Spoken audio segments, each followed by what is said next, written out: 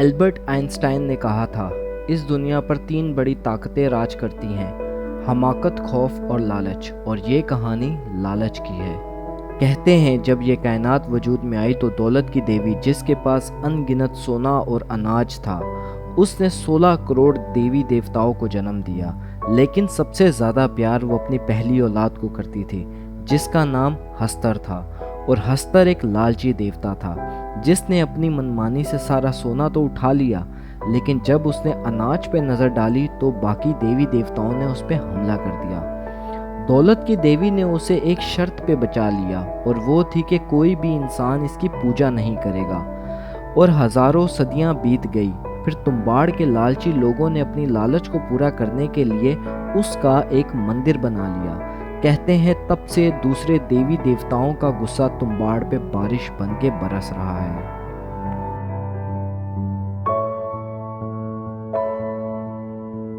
कहानी की शुरुआत होती है तो एक औरत हस्तर के मंदिर के अंदर जा रही होती है। असल में इस औरत के खानदान की 2 नस्लें हस्तर के सोने की तलाश में इस मंदिर में अपनी जान गंवा चुकी हैं, और वो अब इस मंदिर के केयर टेकर के लिए काम करती है, और उससे वो एक सोने का सिक्का मांगती है, और केयर टेकर उसे वो सोने का सिक्का कमाने के लिए कहता है। और वो औरत उस सोने के सिक्के को पाने के लिए उसकी नाजायज़ ख्वाहिशात को पूरा करती है और वहाँ से घर के लिए निकल जाती है, जहाँ इसके 2 बच्चे इसके इंतज़ार में अपने घर के बाहर बैठे हुए हैं।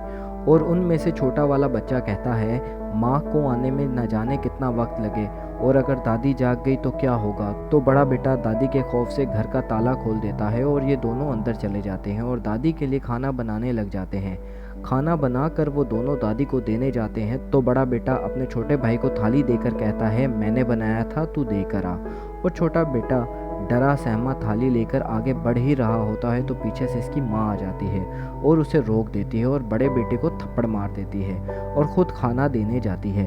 दरअसल दादी भी हस्तर का सोना ढूंढने मंदिर के तहखाने में चली गई थी, और हस्तर ने इसे काट लिया। और जिसको हस्तर काट ले वो इंसान अमर तो हो जाता है, लेकिन हैवान बन जाता है और हस्तर के खौफ की एक मिसाल बनकर रह जाता है। खैर, कहानी आगे बढ़ती है, और अगले दिन जब वो औरत हस्तर के मंदिर जाती है तो सरकार यानी हस्तर के मंदिर का केयर टेकर उसकी मौत हो चुकी होती है, और वो औरत मौके का फ़ायदा उठाकर सोने का सिक्का जो हस्तर की मूर्ति पे लगा है वो उसे लेकर वहाँ से निकल जाती है। और घर आते ही विनायक राव यानी जो बड़ा बेटा है उसे कहती है, हमें कल सवेरे ही पुणे के लिए निकलना होगा, अब इस गांव में हमारे लिए कुछ नहीं बचा। लेकिन वो बच्चा अपनी लालची नफ्सियत का नमूना पेश करता है और कहता है, तो खजाने का क्या होगा, हमें खजाने को ढूंढना चाहिए, अब तो मंदिर में और कोई नहीं है, या हमें दादी से पूछना चाहिए खजाना कहाँ रखा है। लेकिन उसकी माँ उसे डांट देती है और वो घर के बाहर आ जाता है, जहाँ उसका छोटा भाई दरख्त पे चढ़ा हुआ है। लेकिन अचानक वो दरख्त से फिसल जाता है और वो जख्मी हो जाता है। माँ उसे लेकर वहाँ से अस्पताल भागती है और विनायक से कहती है, आज दादी को खाना तुझे ही देना होगा, और अगर दादी जाग गई तो कहना दादी सो जा, वरना हस्तर आ जाएगा।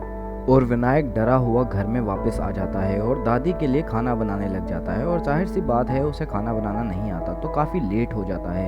इतने में दादी उठ जाती है और विनायक पे हमला कर देती है, और विनायक दादी को देखकर बहुत डर जाता है, क्योंकि दादी किसी भूत प्रेत से कम नहीं होती, और वो विनायक के सर को एक लकड़ी में डालकर उसे खाने लगती है। तो विनायक वही मंत्र दोहराता है जो उसकी माँ ने उसे बताया था कि सो जा वरना हस्तर आ जाएगा, और दादी वहीं सो जाती है। इतने में उसकी माँ वापस आ जाती है और विनायक की हालत देखकर रोने लग जाती है, और विनायक उसे छोटे भाई का पूछता है, और माँ उसे कहती है, तेरा छोटा भाई अब इस दुनिया में नहीं रहा। अगले दिन ये लोग छोटे भाई का अंतिम संस्कार करके पुणे के लिए निकल जाते हैं। विनायक रास्ते में फिर अपनी माँ को पुणे ना जाने का कहता है और मंदिर में खजाना ढूंढने की फरमाइश रख देता है, जिसे सुनकर उसकी माँ उस पे बहुत गुस्सा करती है और उससे दोबारा कभी भी तुम्बाड़ ना आने की कसम लेती है। लेकिन लालच को कस्में वादे कहाँ रोक पाते हैं, और ठीक 15 साल बाद विनायक तुम्बाड़ हस्तर के खजाने की तलाश में लौट आता है और अपने घर जाता है, जो अब एक खंडर बन चुका है। और अब क्योंकि वो बड़ा हो गया है तो डर खौफ उसके अंदर से निकल गया है। वो अपनी दादी के कमरे में जाता है, जहाँ उसकी दादी हस्तर की शराब की वजह से अभी तक जिंदा है, और उसका सिर्फ दिल और मुंह ही बचा है। वो दादी को पुकारता है, कहता है, मैं विनायक, बता मुझे हस्तर का खजाना कहाँ है। दादी कहती है, लालची, तू वापस आ गया, मुझे भूख लगी है, मुझे कुछ दो खाने के लिए। विनायक उसे खाना खिलाता है और हस्तर का खजाना कैसे हासिल किया जाए जान लेता है अपनी दादी से। और फिर दादी उसे कहती है, बेटा मुझसे और सहन नहीं होता, मुझे मुक्ति चाहिए, मुझे मार दो। तो विनायक दादी को जला देता है, जिससे दादी का वजूद खत्म हो जाता है। और फिर विनायक मंदिर में दाखिल हो जाता है खजाने की खोज में। वो मंदिर का चप्पा चप्पा छान मारता है और कई महीनों की कड़ी मेहनत के बाद वो खजाने तक पहुंच ही जाता है। उसके बाद वो अपने शहर पुणे लौट आता है, जहां उसकी खस्ता हालत की वजह से उसे कोई नहीं पहचानता। यहाँ तक कि उसका अपना कुत्ता भी उसे देखकर भौंक रहा होता है। और वो जैसे ही अपने घर की दहलीज में दाखिल होता है तो उसकी बीवी जो आटे की खरीदो फरोख्त कर रही होती है, जिसे देखकर विनायक उस पर बहुत गुस्सा करता है कि तुम मेरी गैर हाजिरी में धंधा कर रही हो। खैर, ये मियाँ बीवी की नोक-झोंक के बाद विनायक पंडित से मिलता है, जिसका वो कर्जई भी है। और पंडित उसे कहता है, तुम्हारा कर्ज सूद के साथ काफ़ी बढ़ गया है, तुम मेरे पास कुछ महीने काम कर लो, शायद तुम्हारा कर्ज कुछ हल्का हो। तो विनायक उसे कहता है, मेरे पास एक सोने का सिक्का है, क्या तुम खरीदोगे? दरअसल विनायक के पास अब सोने की खान लग गई थी। अब उसे एक खरीदार की जरूरत थी जो पंडित बन सकता था। तो वो सोने का सिक्का पंडित को दिखाता है, जिसे देखकर पंडित के मुंह में पानी आ जाता है और वो उसे खरीदने को तैयार हो जाता है। तो विनायक उसे कहता है, ऐसी 3 और हैं। और पंडित उससे 4 सोने के सिक्के खरीद लेता है। और फिर ये सोना लाने और बेचने का सिलसिला शुरू हो जाता है और विनायक दिन दुगनी और रात चुगनी तरक्की करने लग जाता है। वो रातों रात अमीर दर अमीर ही होते जाता है। और इसी बीच उसका एक लड़का भी हो जाता है, जिससे उसके अच्छे दिन और अच्छे हो जाते हैं। और अमीरी में अय्याशी और शराब तो जैसे विरासती ही होते हैं। तो विनायक अय्याशी और नशे में धुत भी रहने लग गया था। और फिर इसकी ये अमीरी अब पंडित को खटकने लगी थी। वो बातों बातों में कई दफ़ा इससे इस बात का जिक्र कर चुका था कि सुना है तुम्बाड़ में सरकार के मंदिर में काफ़ी खजाना है और तुम भी तुम्बाड़ से ही हो, तो मुझे बताओ ये बात सच है या अफवाह? विनायक उसे कहता है, ये बात सच है, जाओ लूट लो। और दोनों हंसने लग जाते हैं। लेकिन पंडित का शक बढ़ता जा रहा था और फिर पंडित ने इसके घर आना जाना शुरू कर दिया। वो विनायक की हर बात का पता लगाना चाहता था ताकि उसे पता चल जाए कि इतना सोना ये लाता कहाँ से है। पंडित ने विनायक पे नज़र रखने के लिए इसे एक घर में काम करने वाली हल्की उम्र की लड़की भी दे दी, जो खैर बाद में विनायक की रखेल बन गई। और फिर एक दफ़ा जब विनायक दोबारा तुम्बाड़ पहुंचा सोना निकालने के लिए, तो पंडित इसका पीछा करते करते हस्तर के मंदिर में पहुंच गया। पहुंच के वो देखता है और हैरान हो जाता है। वो जगह बहुत वीरान और डरावनी होती है। पंडित यानी राघव इधर उधर मंडरा रहा होता है। तभी विनायक उसको देख लेता है, लेकिन वो उसकी मौजूदगी से अनजान बना रहता है। और वहाँ एक कुआं होता है जिसके अंदर तहखाने का भी रास्ता होता है और वो उसके अंदर चला जाता है। राघव इसका इंतजार करता रहता है बाहर और काफी देर बाद विनायक बाहर आता है और सोने के सिक्कों को हाथ में रख के देख रहा होता है। असल में वो सिर्फ राघव को दिखाने के लिए नाटक कर रहा होता है। अब राघव बहुत उतावला हो चुका है। वो जल्द से जल्द सोने के सिक्कों को पाना चाहता है और विनायक जैसे ही वहां से जाता है, ये फौरन ही कुएं के अंदर चला जाता है और उधर तहखाने के रास्ते से गुजरता हुआ एक पत्थर के ढक्कन के पास आ पहुंचता है और वो उस पत्थर के ढक्कन को हटा देता है और रस्सी की मदद से नीचे उतर आता है। वहाँ बिल्कुल गुप्त अंधेरा होता है और वो जगह ऐसी है कि जहाँ दीवारें और जमीन भी मानो सांस ले रही हो। राघव अब बहुत डरा हुआ है, साथ ही साथ उसको सोने की लालच भी है। वो हैरान परेशान इधर उधर देख रहा होता है। तभी उसे बीच में पड़ा एक डब्बा नजर आता है। वो उस डब्बे के पास जाता है और अकल का अंधा उस डब्बे को अलादीन के चिराग की तरह रगड़ने लग जाता है, लेकिन जाहिर सी बात है कुछ नहीं होता। फिर वो उस डब्बे को खोल देता है और कुछ आवाजें आने लग जाती है जैसे किसी खतरनाक जानवर की हो और वो जानवर राघव पे हमला कर देता है। दरअसल ये खतरनाक जानवर और कोई नहीं, हस्तर ही है। और वो जो डिब्बा राघव ने खोला था उसमें अनाज यानी आटा होता है।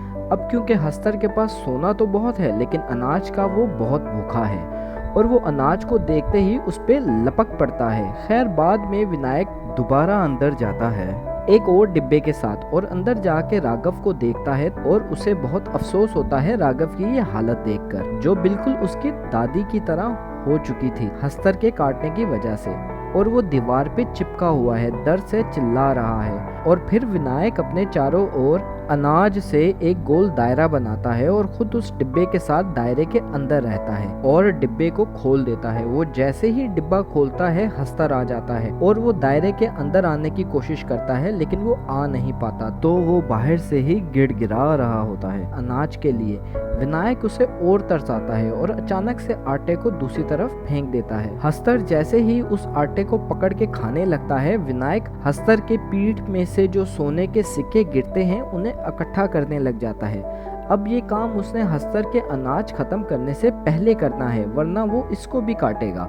और विनायक जल्दी से सिक्के उठाकर बाहर निकलने लगता है, लेकिन उसे राघव पे बहुत तरस आता है, तो वो लालटेन उसके ऊपर फेंक देता है, जिससे राघव को आग लग जाती है और विनायक जल्दी से ऊपर जाने लगता है और हस्तर इसके पीछे लग जाता है। वो विनायक को पकड़ने ही वाला होता है, लेकिन विनायक जल्दी से बाहर आ जाता है और पत्थर गिरा देता है और लॉक कर देता है। लेकिन ये सोने की लालच का सिलसिला यहाँ भी नहीं थमता, बल्कि यूं ही चलता रहता है और अब 15 साल बीत चुके हैं। अब विनायक भी बूढ़ा हो चुका है और ना तो अब उसमें वो फुर्ती बची है और ना ही उसको ठीक से दिखता है, बल्कि आंखें कमजोर हो जाने की वजह से वो अपनी अय्याशी का लुत्फ भी नहीं उठा पाता। लेकिन उसके लिए खुशी की बात यह है कि उसका बेटा अब बड़ा हो चुका है और विनायक उसे हस्तर से सोना छीनने की तरकीब सिखाने के लिए घर में ही एक प्रैक्टिस एवेन्यू बनाया हुआ है। लेकिन वो अपने लड़के से बिल्कुल खुश नहीं होता, क्योंकि उसका बेटा ठीक से चल नहीं पाता। वो चलते वक्त लंगड़ाता है, जिसकी वजह से विनायक को अंदर ही अंदर लगता है कि शायद उसका खेल अब खत्म होने को है।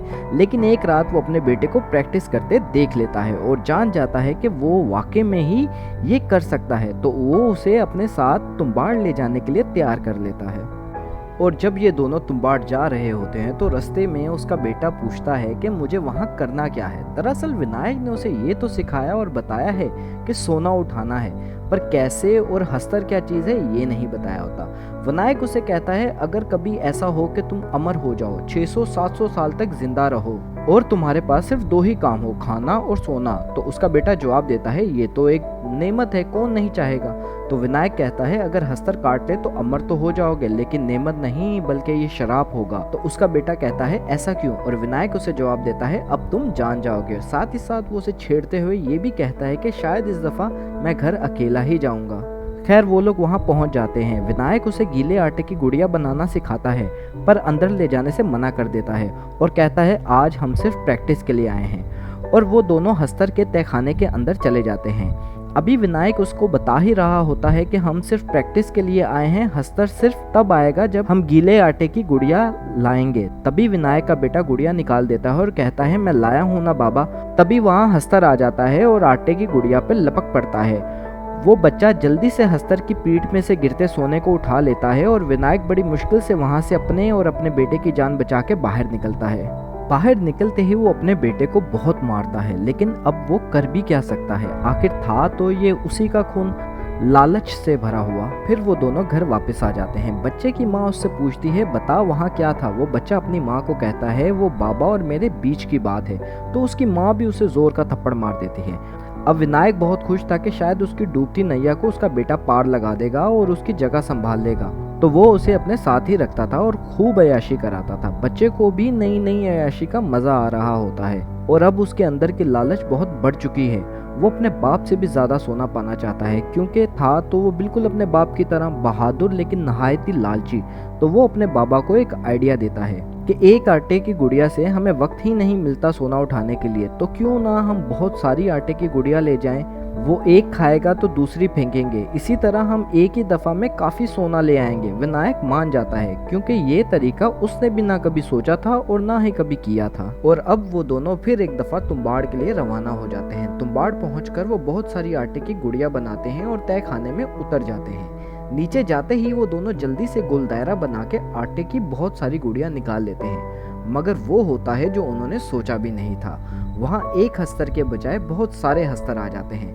दरअसल जितनी आटे की गुड़िया होंगी उतने ही उनको खाने वाले हस्तर आते हैं। ये मंजर देखकर बाप बेटे के पैरों तले जमीन निकल जाती है। अब उन्हें समझ नहीं आता कि क्या करें। यहाँ तो एक हस्तर से बच के निकलने के लिए बहुत मेहनत करनी पड़ती है, अब तो अनगिनत आ गए हैं और वो काफी देर दायरे के अंदर ही बैठे रहते हैं और हस्तर वहाँ से नहीं जा रहे। फिर विनायक एक फैसला करता है। वो अपने बेटे की जान बचाने के लिए सारी गुड़िया अपने जिस्म से बांध लेता है। उसका बेटा उसको बहुत रोकता है लेकिन वो नहीं रुकता। अब इसके सिवा और कोई रास्ता भी नहीं बचा था।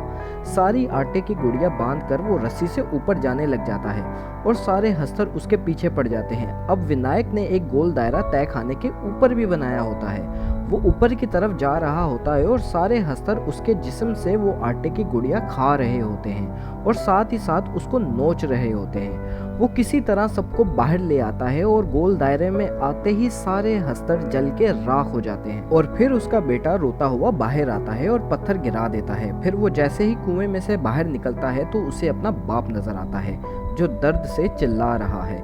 ये उसके पास जाता है तो डर जाता है क्योंकि हस्तर के काटने की वजह से अब इसको भी हस्तर का शराब लग चुका था। लेकिन फिर भी वो इसको एक सोने के सिक्कों से भरा हुआ गुच्छा दे रहा होता है और कहता है ये ले, तुझे यही चाहिए था ना। लेकिन उसका बेटा रोते हुए कहता है नहीं बाबा, और विनायक को आग लगा देता है और विनायक का वजूद खत्म हो जाता है। और फिर उसका बेटा मंदिर से बाहर जाते हुए दरवाज़ा बंद कर देता है और ये कहानी इधर ख़त्म हो जाती है। इस मूवी का नाम तुम्बाड़ है जो वाकई में ही one of the best Bollywood horror movie of all time है। Thanks for watching. If you like the video, please do not forget to hit the like button and subscribe to my channel.